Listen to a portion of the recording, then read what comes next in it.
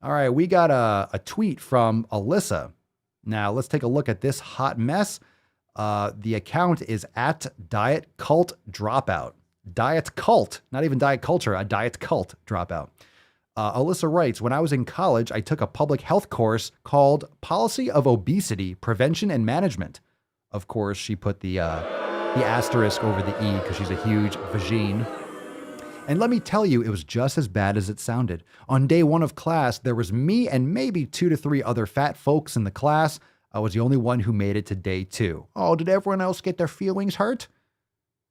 This has 1 retweet and 16 likes, so at least no one's looking at this trash except for me. And yeah, I'm exposing this shit. I don't care if you have 1 like or 1 billion likes. If it's stupid, I'm going to call it out.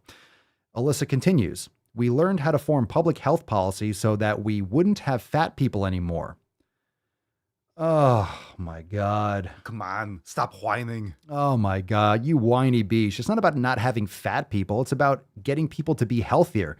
If you're healthier, you're not going to be fat. It's a side effect. Literally, being obese is a result of your poor habits. If you take better care of yourself, you're not going to be obese.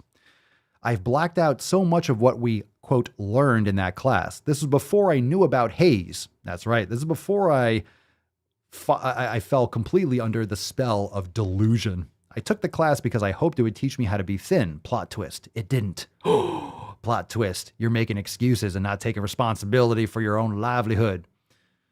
Anti-fat bias is so deeply rooted in medical and public health and higher education that this is what the next generation of practitioners and policymakers are being taught. They're not really being taught anything. They're taught to Google shit. Let's see. Erin McDonough, BS CPT health coach, she/her. So now you know what to call a woman in case you forgot. I ended up deciding not to do a master's in public health after getting admitted. This is a response to the other bullshit.